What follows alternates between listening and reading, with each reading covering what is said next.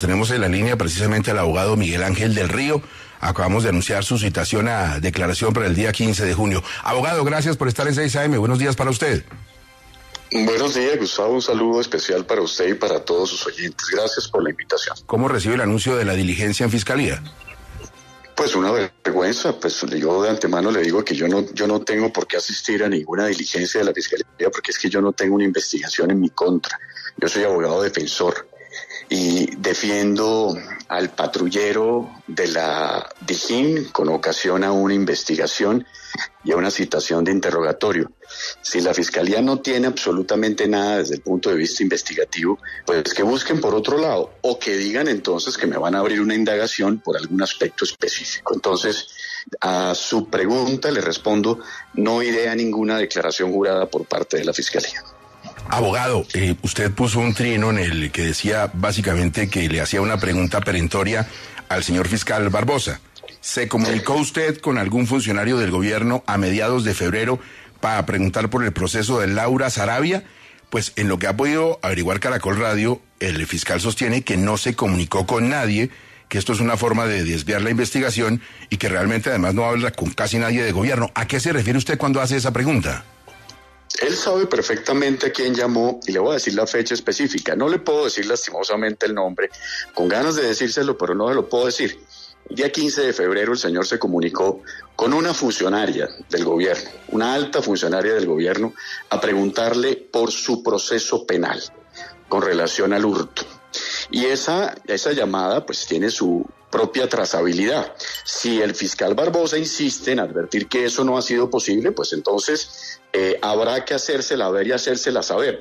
La gran pregunta es por qué la estaba haciendo y cuál era la intención. Y si el 15 de febrero el fiscal general de la Nación está llamando a una alta funcionaria del gobierno nacional, significa que tenía conocimiento, primero, de la investigación, segundo, que tenía que tener conocimiento del rebote de las interceptaciones, y entonces no tendría ningún sentido después hacer un escándalo desde la primera semana de junio advirtiendo que aquí hay un ejercicio de chuzadas cuando él sabía perfectamente lo que está pasando. Y no lo confiesa porque, entre otras cosas, eso sería un tráfico de influencias para él.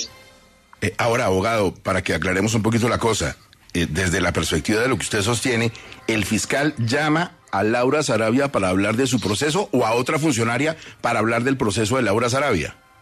No, le dije que no le iba a decir nombre, Gustavo. Llama a una funcionaria del alto gobierno a preguntar por el proceso penal de Laura Sarabia. O sea, averiguar detalles, averiguar en qué va.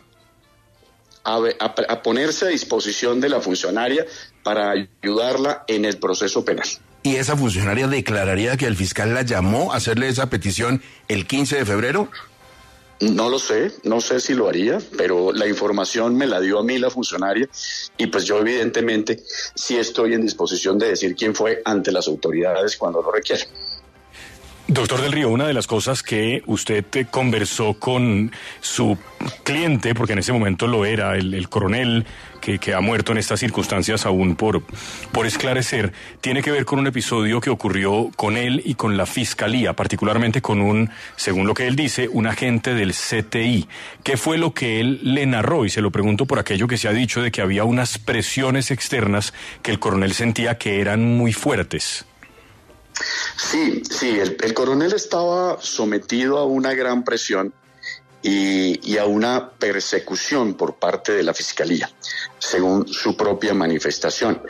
Él me advierte que ese día 6 de junio él estaba manejando y dirigiendo esa inspección judicial en el piso 13 y que empieza a tener diferencias con un funcionario de la Fiscalía, en el entendido que el funcionario quería que estuviera presente un periodista de un medio de comunicación para hacer la inspección en tiempo real. Él le advirtió que eso no era posible, ni de ese medio ni de ningún otro. Entonces empezaron las diferencias. Este funcionario le advierte él, según me narró, porque aquí evidentemente son las palabras de una persona que ya está muerta, pero le estoy manifestando exactamente lo que él me dice, que ese funcionario, después de esas diferencias, le advirtió que la copia espejo se había hecho ahí en ese lugar por parte de él y que él sería el primer capturado del gobierno. Y le adicionó a esa particularidad la expresión que derramarían sangre en el gobierno. Ese era en su momento su gran temor, y eso fue lo que él me manifestó a mí. Por eso me busca. Entre otras cosas, Gustavo y la mesa de trabajo, todos han advertido, muchos medios de comunicación han advertido que el señor había enviado una carta a la Fiscalía, cosa que es cierta, donde tenía el propósito de declarar, y que entonces finalmente él quería declarar en contra del gobierno. Eso no es cierto, porque entre otras cosas, si quisiera declarar en contra del gobierno y en favor de la Fiscalía, pues no me buscara a mí. Entre otras cosas, para el imaginario natural de la ciudadanía soy cercano al gobierno.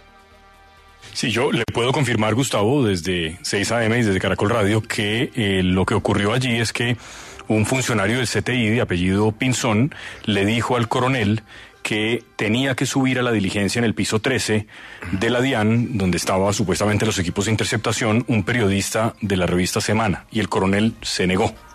Y ahí empiezan las cosas a ponerse muy complicadas. ¿Es así, doctor Del Río? ¿Lo digo bien? Tal cual como lo está diciendo.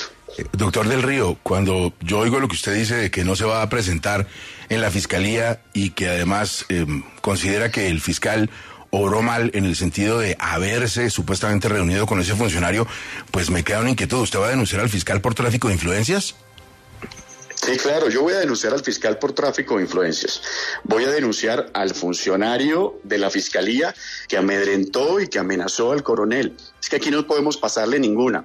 Ese comunicado del día de hoy de la Fiscalía, además poniéndome a mí en el numeral primero, como si yo tuviera alguna investigación en contra. Si la Fiscalía quiere ejercer una persecución penal en mi contra, que lo haga de frente y lo advierta. Yo no voy a ser testigo de unos eventos y hacer una declaración jurada para después que ellos adviertan que entonces yo no puedo ser a la vez testigo y abogado defensor.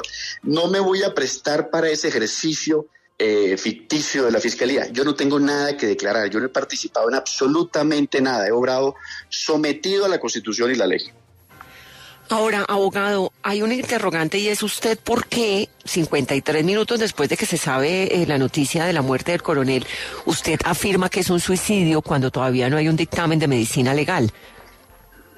Porque esa es la información que me entregan muy cercano a los hechos. Un coronel de la Dijín nos llama a contarnos eso, a contarnos que se acaba de suicidar el coronel Dávila. Yo cuando recibo esa noticia no tengo además ninguna duda, porque repito, lo había visto en esas condiciones de angustia y de deterioro, y esa era una de las posibilidades. Además, que quien había llamado en principio a dar la noticia era la persona que estaba con él, es decir, el patrullero que lo acompañaba. Que valga la pena aclarar, otra gran confusión en los medios, es que el patrullero era su escolta. El patrullero no era su escolta, el patrullero es una persona, es un intendente que anda, normalmente un coronel anda con un patrullero que lo acompaña, pero no era su escolta personal, era precisamente un acompañante. Por eso, de manera involuntaria, él se baja y deja su arma de dotación ahí, porque él no está cuidándolo per se. Abogado, buenos días. Otro de los temas que ha llamado la atención son declaraciones que se hacen en contra suya, en las cuales se mencionan que usted estaría incurriendo en un presunto conflicto de interés por al mismo tiempo haber asumido esa defensa, no obstante también haber asumido la defensa de personas muy cercanas al gobierno, como en su momento la del ex embajador Armando Benedetti. ¿Qué tiene usted que decir a ese respecto? ¿Y conflicto de interés por qué? Según señala la senadora Paloma Valencia, porque eventualmente usted estaría entonces haciendo de aguabago de gente cercana al gobierno y de gente que está siendo investigada por precisamente tener eventuales nexos delictivos con el gobierno. Es lo que ella se pregunta, claro está. Sí, yo vi la pregunta de ella y le respondí que por favor se asesorara con algún abogado miembro de su UTL, porque además la pregunta es impertinente. Mire, los conflictos de intereses. El artículo 40 del Código Disciplinario Único advierte que tendrán conflictos de intereses los servidores públicos con ocasión a algún interés particular que puedan tener. Yo no soy servidor público, yo no hago parte del gobierno, yo soy un litigante particular que tiene ideas políticas, como cualquier otro ser humano, como todos los que están ahí en la mesa de trabajo que tienen sus propias opiniones políticas. Sería un exabrupto que un litigante entonces no pudiera ejercer su propio ejercicio profesional. Imagínese, y le pongo un ejemplo. Imagínese entonces, yo que soy apoderado de víctimas en los procesos contra Uribe, entonces tendría un conflicto de interés porque estoy en contra del señor Álvaro Uribe Vélez y una llevada a juicio, una eventual llevada a juicio del señor Uribe beneficiaría al gobierno, por decir cualquier cosa. Eso es absolutamente una locura, o en el caso de Pisano, o en el caso de Aida Merlano. Si en el caso de Aida Merlano, por ejemplo, la familia Char tiene responsabilidades penales, eso entonces beneficiaría al gobierno. Eso significaría que nosotros los litigantes tendríamos que despojarnos de nuestro ejercicio ideológico, cualquiera que sea, precisamente por un conflicto de interés que no existe, que es falso. Eso desde el punto de vista jurídico no es cierto. Abogado, el coronel 2 horas antes de su supuesto suicidio habló con la periodista Silvia Charri y ella describe una conversación tranquila, una conversación que si bien él dice yo no me puedo pronunciar frente a este hecho porque me acaban, de ninguna manera se ve un hombre desesperado y al borde del suicidio como usted lo está relatando. ¿Por qué está tan seguro que el coronel se suicidó por presión de la fiscalía? Pues es que usted ¿será que usted puede medir la angustia de un individuo en una llamada de pocos minutos? Eso es imposible. De hecho, él hace una manifestación de que si él llegara a hablar, no recuerdo cuál es la expresión con la que termina, me mata, me meto en un problema.